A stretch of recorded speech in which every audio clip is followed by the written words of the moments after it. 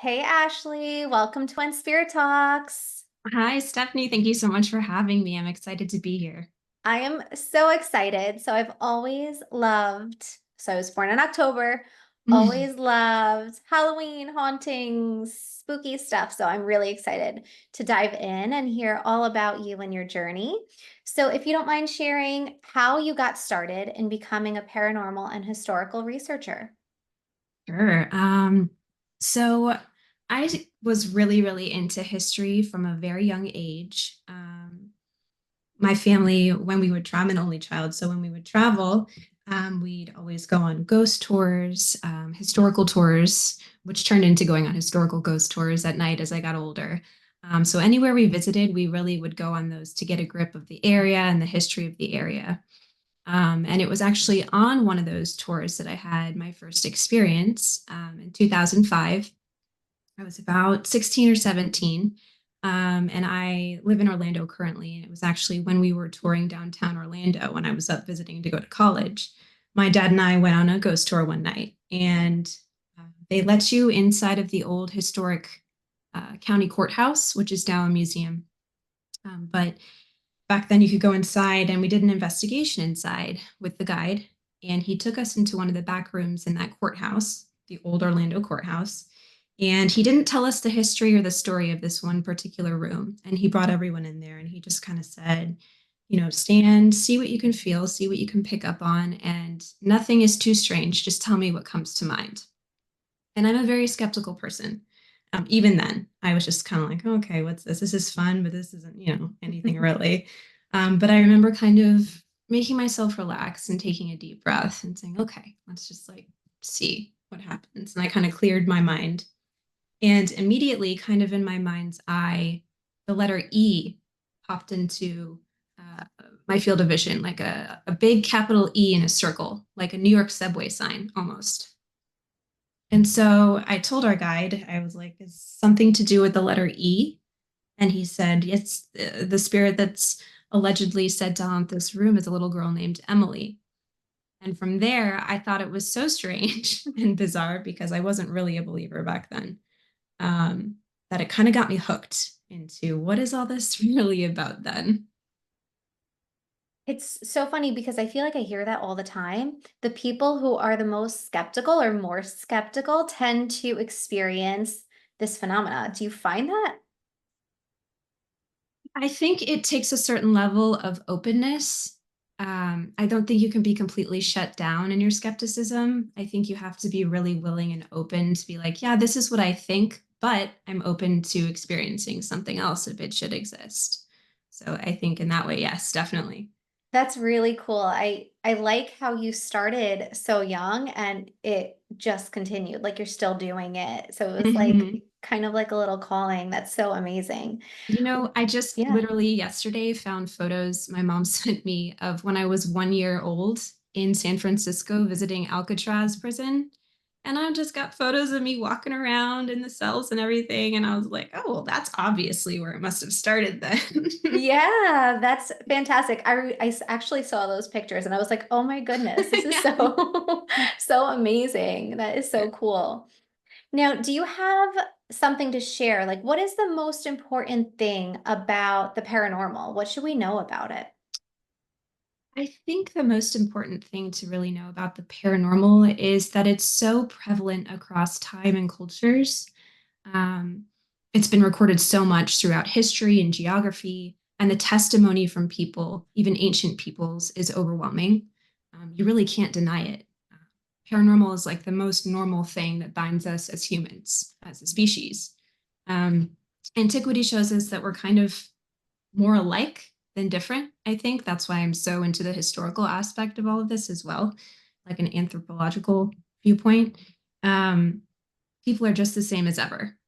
We're not really at the forefront of evolution. We are just the same humans as ever were 2,000 years ago in Mesopotamia, um, where they were initially experiencing, or at least able to record experiencing things like this, which we have from the clay tablets that are discovered. It's pretty remarkable how we have a slew of documents pertaining to ghosts from their culture. Everything from staying in the underworld, don't come back, what to do with a troublesome spirit, what people can come back and why, rituals to get rid of them. All of that is recorded on these tablets that we've found from ancient cultures. So this has been a really prevalent part of humanity for centuries. So I think that's a really important thing to remember about the paranormal. And today we either like to say we believe or don't know, um, when really I think it's different than saying like they do or don't exist, the paranormal element of things. I think it's safer to say that some see and some don't. Perhaps some are just more sensitive and alert than others to these things because of nature, like color blindness, for example. Colorblind people aren't lying about what they see. They're not making it up or pretending. It's just that they have different brain receptors, different biology, different sensitivity to things. So I think that's really important to remember about paranormal. Yeah, you mentioned that some people might have an easier time, right, noticing or picking up on it. Do you feel Mhm. like people can train themselves For to sure. notice it more? Yeah. I do think so. I think the more you pay attention to it, and that goes along with remaining open, Hmm. paying attention to your body, how it's reacting to things, not writing things off. I think we're the only species that's taught to ignore our gut instincts.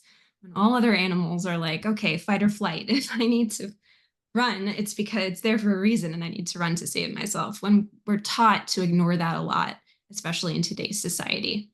You know, we get those feelings when we meet people, like we automatically know, Yeah. I don't like this person. I don't know why, but we can either choose to pay attention to that or ignore it. I think a lot of people ignore it.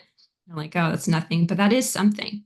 I think the human body is equipped with a lot of senses, that we don't pay attention to and could be developed if paid attention to.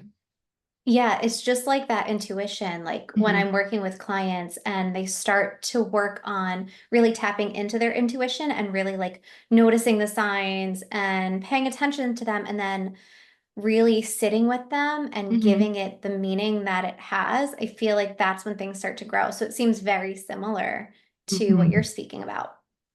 Yep, definitely.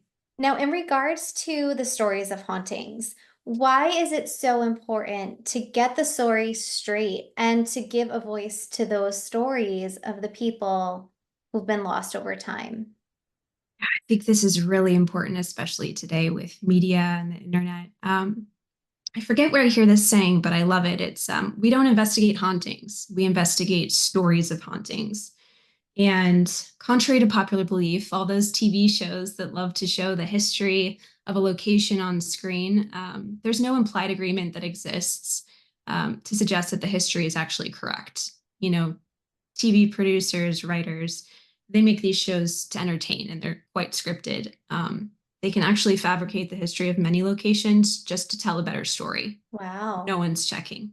And this has happened a lot. I mean, we're seeing it now. I remember my first investigation way back when was with my dad. Once that happened in Orlando, we booked a room at the Myrtles in St. Francisville, Louisiana, the Myrtles plantation. And at the time, that was 2005, there was so much legend and lore around the place. And I was there, I was reading the book from the owner who had written it there and trying to experience something. And I didn't really feel anything or experience anything at the time, but it was just such a known location in this story and everything. And now they just put out a documentary about the real history, which I had learned way back when, but I decided to look it up and dig even at a young age. But now they're just exposing like, um, the story is that there was a servant named Chloe who had an affair with the master of the plantation and poisoned the children and poisoned him. And anyway, this whole silly legend basically. Come to find, that there are no records of a slave named Chloe at the Myrtles plantation in St. Francisville.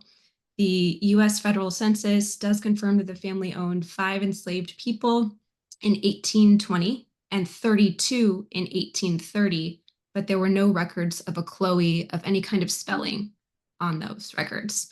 Also, the children did not die of poisoning. They died of yellow fever a month apart from one another, and that's documented in their death certificates as well. So you can look this up in basic history. But, places just love to run with these legends and it's just not the truth, whether that's for tourism or profit. I'm not sure, but it's kind of this form of post-mortem slander. Mhm. We don't allow that in life. Why would we why would we do that in death?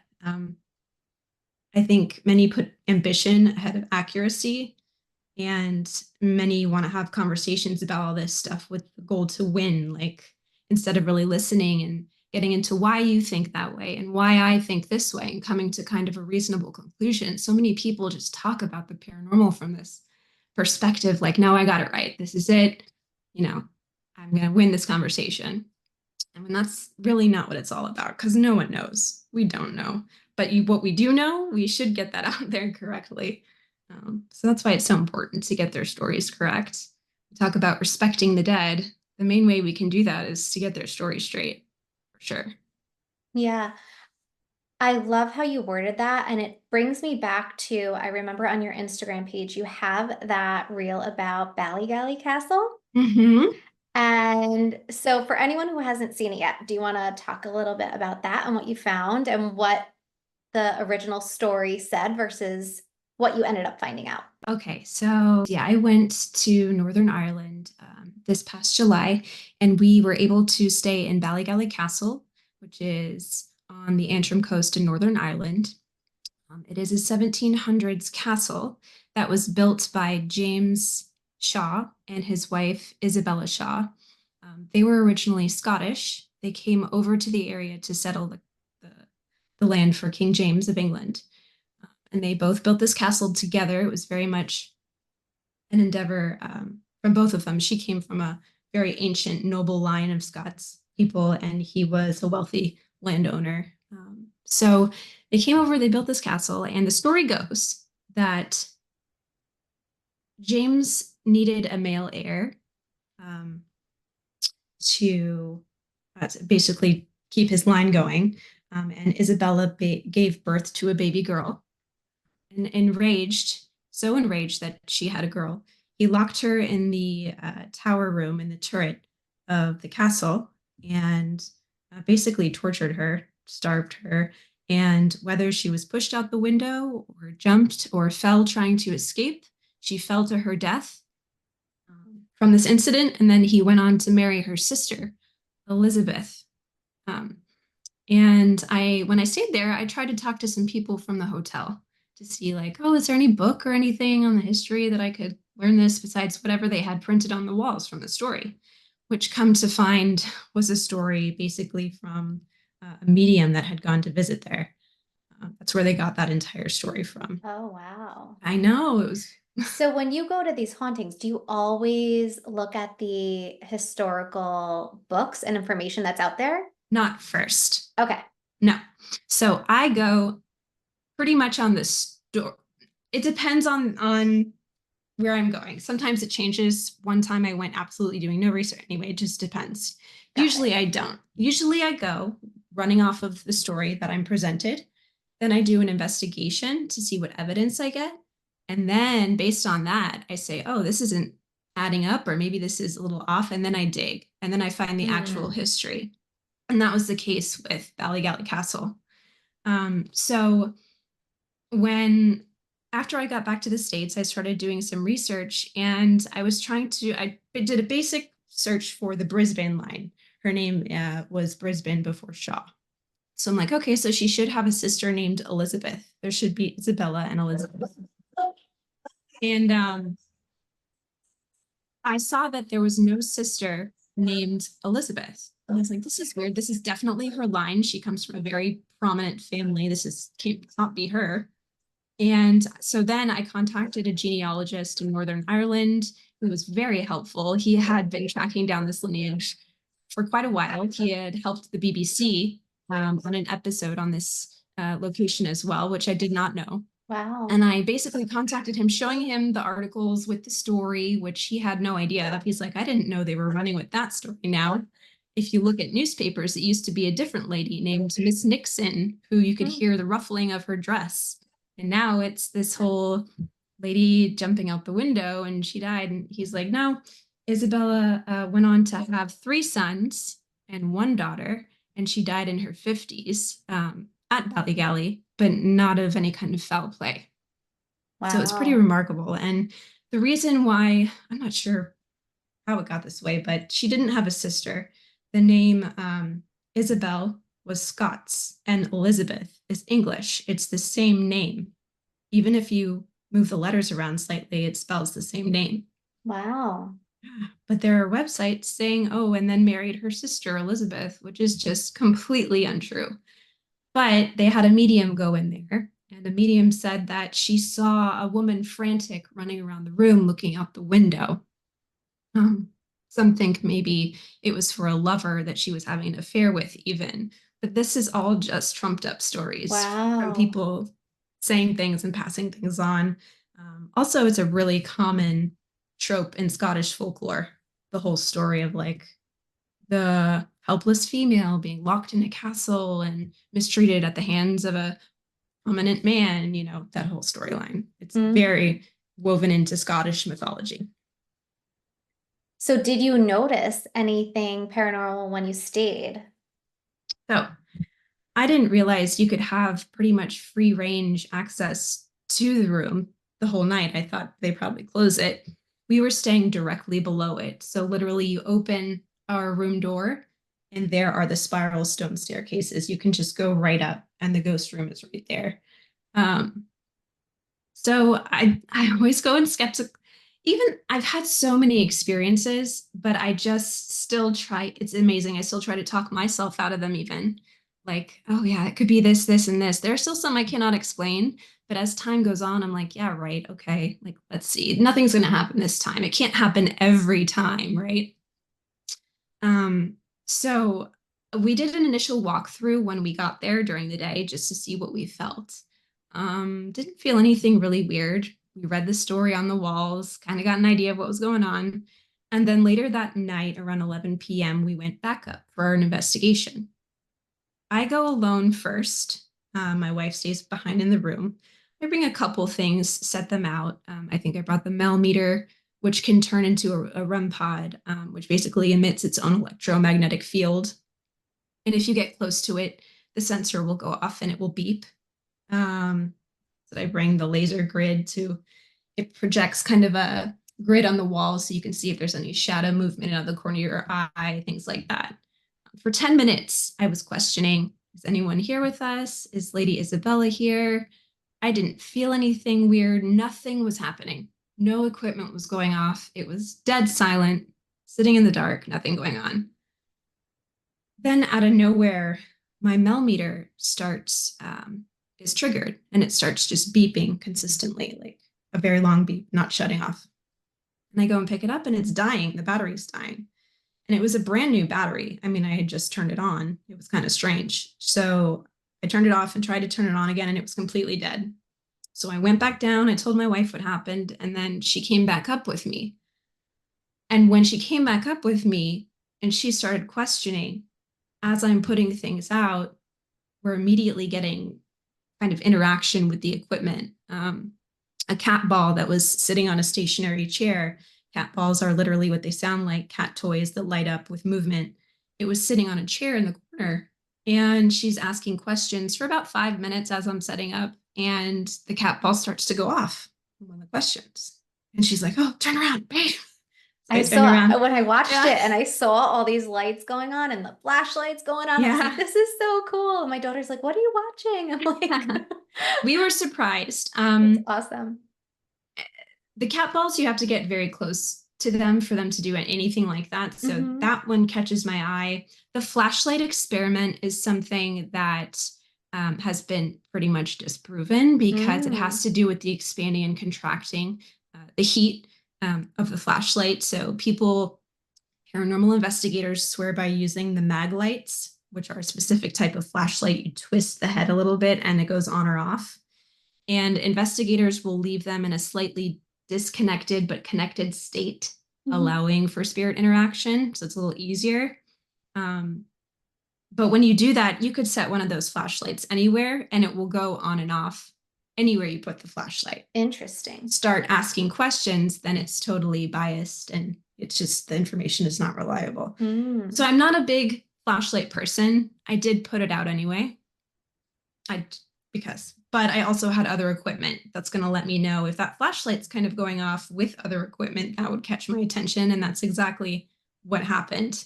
Um, we started asking questions based on the story we were told. Is Lady Isabella Shaw here? Did you die in this room? Did you die falling out the window? There was no response, like dead quiet. And then we asked a few other questions just about basic things like, were you married to James Shaw? Did you have a daughter? And equipment interaction just starts going crazy. So I'm trying to think. I know you mentioned the way it cut off, and I was like, oh, I want to know the answer. Was you were going through the alphabet to try to find the daughter's name because there was no record of it? right. So the interesting thing about our questioning was, did you see the Mel meter beeping Yes. with the flashlight also Yes. going on and off? Yes. That was very interesting. But by the time we got to the alphabet thing, it was only the flashlight, Okay. and things started to kind of die down, and the flashlight remained in an on position for quite a long time and wasn't doing anything. There was even kind of this energy shift in the room. Like Interesting.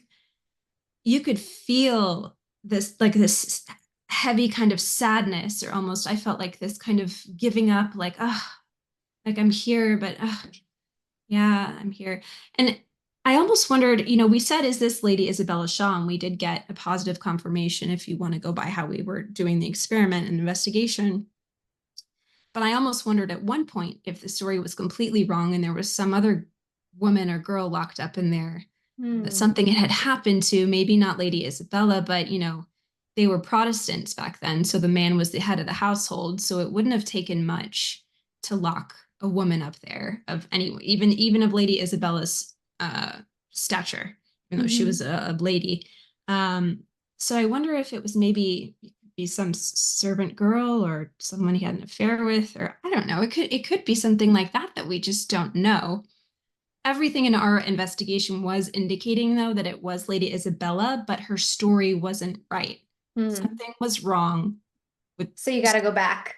So, yeah, because she was saying, no, I didn't die in the room. No, I didn't jump out the window. We didn't get any positive confirmation for that at all. It's like, this is weird. This is not right. But something was interacting. Did you think so? I That thought so. intelligently, Yes. When I was like, watching it, I could not take my eyes off of it. So guys, go check it out. It was really, really, really cool. I think I And pinned it at the top, like, so people yes, can go see that immediately. that was so Of fascinating. And Instagram. I love castles, so it was like just Yeah. drew me in. What are some key signs of paranormal activity that you've experienced in your own body? So I would say it's feelings more than anything. Um, Kind of like when you feel someone looking at you, but you don't need to know that they're looking, and you turn around and you see they're looking at you and you're right the whole time. Like you can feel that kind of glare. I don't Yeah. know how to explain that, but it is something because we all have Mhm. experienced that, I'm sure. Um, and then in terms of like feeling a negative or positive energy shift in the room, not that anything is evil per se. I want to say like more maybe heavy energy versus a lighter energy. You can feel that within your body. Um, and that goes back to like for anyone, even when you meet someone and automatically you're just not gonna vibe. Like you don't like this person, something's a bit off, and then you're proved right at some. I don't know, things like that. Those are real. So I would say more than anything, my experience, my experiences have been with feelings, and then also kind of like this mind's eye vision type thing, like just popping into my mind. Like I don't really have any idea what it is. Like when I Mhm. laid on the bed in the castle for our day walkthrough, I kept seeing this uh, concrete, almost like a chimney chute, but it was just all gray concrete. Like when I closed my eyes each time, it was like looking up a concrete chute. I don't know what that is. I don't know if that's Wow. anything, but that's what I kept seeing in the walkthrough. Not sure what Wow. that means, but so to like pay attention to those things, they can lead you to other things. I think it's Hmm. really valuable to pay attention. And then other paranormal indicators have been like equipment interaction, which I always try to debunk because it could be some rogue radio rave or A lot of things. The equipment isn't used for its intended use, usually in paranormal investigation. So being really mindful of that interaction. But when it does happen, like in the castle, through the 5 foot thick castle walls, Yeah. so intelligently responding with the beeps and everything when we were asking. And then just to test it, that millimeter that was beeping, I set it up in our room when we got back because I'm like, maybe it's malfunctioning. It died before. Maybe something's going on, even though I put a brand new battery in it. Did not go off once. I set it by a window in our hotel room, in a room underneath, and that thing didn't make one noise. So I, I know it was not malfunctioning. So I Yeah. would say there can be great evidence with equipment interaction if you try to debunk and like use the equipment properly and try to see if there's anything else that could be affecting it. Definitely. That's so fascinating. Now, do you feel like you have to protect yourself energetically as you go into these places? And if so, how do you do that? I do just some breathing exercises mainly to make sure my mind is kind of calm and open because I do so much research. It can get really clouded with like, oh no, this is not true. It's not going to happen. So I tried to just breathe, clear my mind before going in. So that's something like box breathing, like 4 in, hold for 4, and then breathe out for 8. Um, and then just checking in with my mind, saying, okay, just be open to what may be here. And then I usually do announce my name and introduce myself, and then always say goodbye, more so for my own sanity. I don't think if something could or wanted to attach itself, I don't think me saying, please stay here, goodbye, thank you, would really do it. It's just a nice way to kind of mentally engage and then disengage with the situation, I think. Yeah. Wow, I That's remember it was funny because our old house, and like typical, it was a townhouse. So mhm. I don't know, me in my head, it was always like the haunted houses were more of those like old buildings. But anyway, it was this townhouse, and we had a few interesting things happen there. Of course, it wasn't me who actually noticed it, and it was me that would always want to notice it. It was my husband who's much more skeptical. Like he is on the opposite Okay. wavelength as I am. But I Hmm. remember at Christmas, I think it was Christmas, I was like baking cookies. We had sugar or flour on the top of the shelf. And I asked him to go get it for me so I could bake. And he had said that it literally moved towards his hand as I was baking. So that was the first thing. And again, I was like, oh, I wanted to see it. But again, he is so skeptical that for him to admit that, I'm like, it had to have happened. And then there was a few other things. Like I remember he thought I was sleeping and I was sleeping. And I guess he went out in the hallway and he noticed this figure in the hallway. So he thought it was me. I didn't realize until the next morning when he was like, what were you doing up in the hallway? And I'm like, I was not in the hallway. I was in the bed. And then the third thing that happened was we were in the living room and I remember he was packing up this box and you could tell he like flinched a little bit. And I was like, what's going on? And I remember he said he felt like there was that there was water dripping on his shoulder, that it just felt really, really cold. So we never found out, of course. You weren't there. I would have been like, can you come That's over and check this that's out? very interesting. Do you know But anything about that house or the location? no, I don't, but I know the person who sold it to us had passed away recently, like before then. So, and she had lived there for years. So intuitively, that's maybe what I thought. Also my daughter when she was little, and I think it was I think there were different energies in that house. So I think what he had seen potentially could have been the previous owner. But my daughter also, when she was younger, she was always like looking at the ceiling in the corners and like giggling and laughing. And for Oh that, my I knew it was gosh. like little angels that were always around her. But even like in this house, I remember it was so random because we had moved in and she's like, she would come in crying and she's like, Mommy, there's a scary man. I think that was her phrase. There was a scary man in my room, my closet.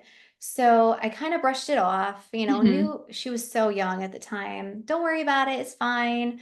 Um, but then it kept happening. And until I actually cleansed her room and cleansed the space and did my little ritual to kind of cleanse that, like after that point, it totally stopped. But I was like, it's just so fascinating. But again, I don't do what you do. So it would be so interesting to actually dive into it and see, what it is. Yeah, that's extremely interesting. And I would wonder if maybe, so how old was she? She was probably 2. And then you said it stopped. Yeah, and it stopped. Hmm. As soon as I actually spent the time to clear the space, Right. it totally stopped. How did you clear the space? So I do Reiki. So I did Mhm. Reiki. I did my sage, which I don't usually sage too often because I do love keeping those, like sage will kind of get rid of everything in terms of what I feel energetically. Um, but I feel like it was like a saging moment. So I saged the Mhm. corners, I did my prayers, I cleansed it with Reiki. And I have like a sage and lavender spray that I use that's Reiki infused. So I did that with the prayers with the window open, that whole thing. And after that, it was gone. She had never seen it again. Interesting. Yeah. I've been reading up a lot on like sage and how it actually works biologically. And I know it does clear bacteria and air and all of that. And I was asked recently, do you think sage does anything? And I had said, for spirits, to getting Mm-hmm. rid of spirits. Mm-hmm. And I had said, probably not, because I take everything like A grain very, of salt. Yeah. yeah, with a grain of salt. And I actually do research behind it as well. That's what Project Haunted is, basically the converse of all of the paranormal, examining it through a scientific lens. And I'm wondering now if I should do further research on saging. I don't Do it. know. Do it. I'm gonna look a little more and see if I can present kind of both lenses on it. So I also have another question about hauntings and the land. So do you feel like there's a correlation between hauntings and the land that it's happening on? Yeah. I think it depends heavily on what kind of haunting is taking place. So, there's so many different kinds, like residual, intelligent, doppelgangers, haunted objects, shadow people, like you mentioned, and all are or poltergeists. They're all different in some way, just how we've categorized them based on experiences. So, what I'd have to say about that is like so many times the original location is demolished or burned, but the haunting activity is reported to continue. I think, like, why is that? Is it the actual land producing kind of physical characteristics, like the house you mentioned, the jar Mm-hmm. moved? Is it actually some kind of magnetism within the land, or the stuff the land is made of that's producing things that can move objects physically? Or is it a type of paranormal phenomena haunting? Like, there's so many different Mm. questions you'd have to ask about the land itself and research you'd have to do. Or if you want to get really scientific with it, like quantum mechanics, time slips, overlapping dimensions, the multiverse, parallel universes, things happening, at the same time as you are alive, just in a different time or dimension. And that could all be tied to the land. I mean, tragedies have happened all over the planet, so you'd have to say the entire Earth is Mm. haunted. I think there are specific things that would make something haunted, whether it's like something scientific like that at that exact pinpoint on Earth, Mm-hmm. or the situation for a haunting that's maybe intelligent has to be so tragic that the energy is quote unquote trapped there. Mm. Like with the Lady Isabella Shaw thing, when I said, "Are you trapped here?" It just went crazy, and that's when we were like, we got goosebumps because I didn't really think like there was Yeah. anything to that, and it just seemed sad and lonely and trapped. You could feel that, Right. and the way it responded was something. So I think as far as the land, you have to kind of just look at what is going on the land and then approach it from a physical perspective, rule that out, and then say, okay, what kind of haunting do I have? What is the history? And then go from there. Hmm. And a really good example of land haunting is the Conjuring House. Mm. I visited last year, and boy, that history is just lost with all of the Conjuring franchise movies and everything. But the land, I did feel like the land was like energized in some way. And we did have an Estes session when we were walking back to the cemetery that's behind the property at night. Um, Now the cemetery is just a family cemetery. There's nothing crazy about it. It was for the Arnold family. There were tons of Arnolds over the years that lived on the property. That was their land. Um, but the thing that the website likes to say about the history is King Philip's War took place there. The Revolutionary War took place there.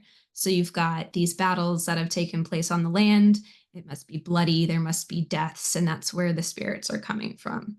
And if you actually look at the history, um, King Philip's War, 1675 ish, there's no evidence that any battles from that actually happened on that land. Providence burned, but there's no record of battle on the land where this house sits at Hmm. all. The Revolutionary War, 100 years later, the only battle recorded for the Revolutionary War in that area is 60 miles southeast of Burrillville. That's really far from the house, is nowhere near the house. So yes, when we don't know many of the stories that could have happened there, you've got soldiers all over, you've got Native Americans. Who knows what tragedy could have occurred there? But that's where it's important to get the history right, because then you're correlating the history, the battles, with the land and the tragedy, and really it didn't take place there. So that's Hmm. not going to be accurate to describe the activity of the haunting that you're witnessing. Now it's just some narrative we're all making up and we're all passing down that's incorrect. Hmm. Um, yeah, So let's say someone, right, they're living at home and they feel something in their house and they're nervous and they're scared. In your experience, is there something that they can maybe do to kind of alleviate that fear or get more yeah, information about the land that they're on? yeah. I would say the first thing to remember is probably that we're not scared of what's happening. We're scared of what we don't know what it is. And that kind of gives you a little more power over what's happening. You're like, okay, calm down. I'm not scared of the thing I think is in my house. I'm scared of that I don't know what it is. So, what Hmm. can I do to control the situation? You do some research. Um, you can see, yeah, the history of your house. You can go to your local town archives if it's a historical home, which I've heard tons of people have grown up in haunted houses in historical homes, and that's their first experience, which is incredible. I'm kind of jealous that didn't happen. um, yeah, death records, any kind of anything that was on the land before your house that's associated with it. You can find out all these facts. Chemical things going on with your neighborhood or land, like methane gases could be emitted, causing flashes of light. There was a case just around the corner from my complex about 20 years ago where they discovered Native American remains in this apartment complex. And then someone reported seeing strange paranormal phenomena, lights flashing at night, lights going on and off in their home and things like that, when really I believe it could be chalked up to an electrical disturbance in the Hmm. wiring. And also they did survey the land, the archaeological team, and find out there was methane gas being emitted heavily from the ground at the time, which can cause those flashes of light. So Oh, wow. physical, there are a lot of physical things that could be happening with the land, and just because we may not know about them, you can research them, contact people, just shoot people emails. That's what all these academics are there for. Just you'll find their email on a Google search, like Dr. So and so who was involved in this case. Just email them. That's pretty much how I do a lot of my research and Oh, that's contacting great. people. Mm-hmm. Thank you for sharing that. Those are great Mm-hmm. tips. And now we're going to, speaking of spirits, going to dive into the spirit segment. And I would love to know, what is one thing you always include in your daily routine that helps you stay balanced and grounded that can help people do the same? I do a lot of yoga. I've done hot yoga since 2012, and I can't express enough how helpful it has been for me mentally, physically, emotionally, just to stay grounded and balanced. I think when you show up for something like that and discipline yourself, and show yourself, what you're capable of, and removing yourself from your comfort zone daily, it produces a lot of growth Hmm. that allows you to stay proud of yourself and also just kind of stay in reality, especially with researching a lot all day, can tend to float off into your own head. Yeah, I was So, gonna say you're probably in your head a oh lot. my Yeah. gosh, sometimes, yes. The yoga, which is literally meaning yoking the mind and body, right? The word yoga. So, putting that back together and helping me stay like a complete human being, it's definitely very helpful. And also some breathing, basic breathing, like I mentioned before. Hmm. I'll count to 4 in, I'll hold it for 4, and then I'll breathe out for 8. And it's like 1 or 2 of those rounds, and your nervous system is just calm Yeah. down. Yeah. Mhm. Breathing for me is huge. And I think, yeah, it's something that everyone can literally just take 2 seconds to Yep, focus on and get back into their body. it helps so much. Yeah. Do you have a favorite story regarding your connection to spirit? I think honestly, it's just the original origin story with the letter popping into my mind with Hmm. the young spirit. I'm not like some part of me now, since I've gotten more into the scientific aspect, thinks, what if it could have been some kind of group think? You know how like enough Mm. people thinking something could psychically imprint possibly on someone else. I know the military does a lot of psychic studies like that, like from afar. It's not nothing, but maybe I was just picking up on what the man was thinking, the guide. I don't know. It could be something like that and not a spirit.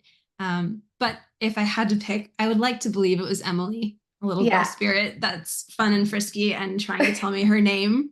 That would probably be my favorite. Yeah, that was a cool story. That was really, Yeah, really it. cool. I still can't explain it. And do you have one final piece of advice for listeners who are trying to improve their spiritual well-being? I would say to do one thing you are afraid of daily, like me doing this podcast. Mm, A tremendous fear speaking. you're doing great. um, Thanks. But doing one thing you're afraid of daily and putting yourself outside of a comfort zone, that's where you're going to grow. And if you find yourself consistently avoiding something, that's probably the thing you should be running towards the most and tackling because you're gonna be the better for it. I've really tried to live by that and stand by that. Like, I know I don't have to show up to yoga happy and knowing that I'm gonna get through this and I will have let everything go and be enlightened by the end of my session. As long as you show up, that's it. That's like all you have to do, and that's good enough.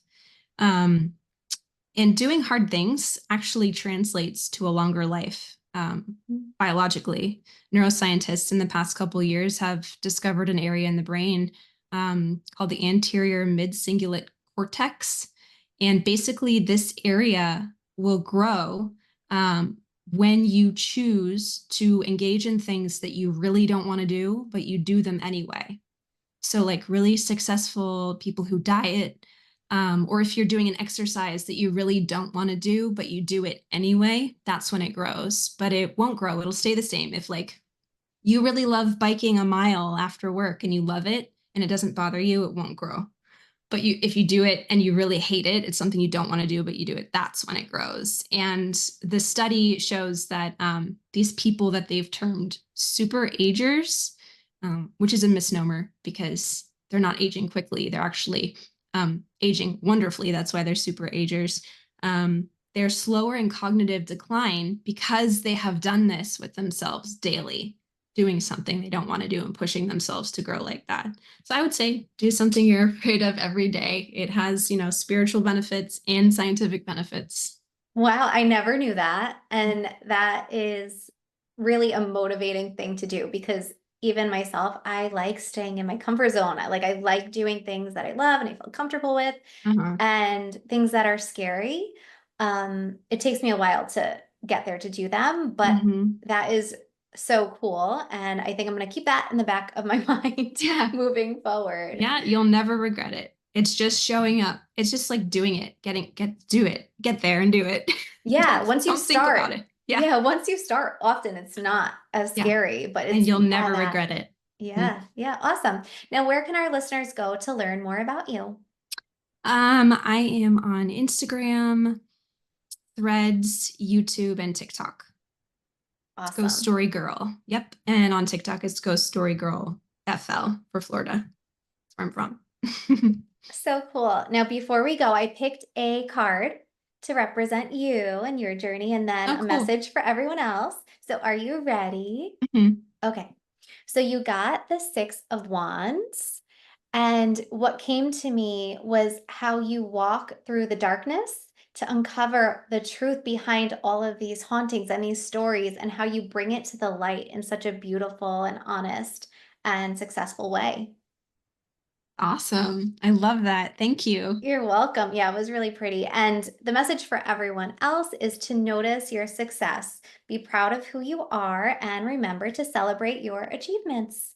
So, Ashley, thank you so much for coming on and sharing all of your super cool and exciting and interesting stories. I appreciate you being here.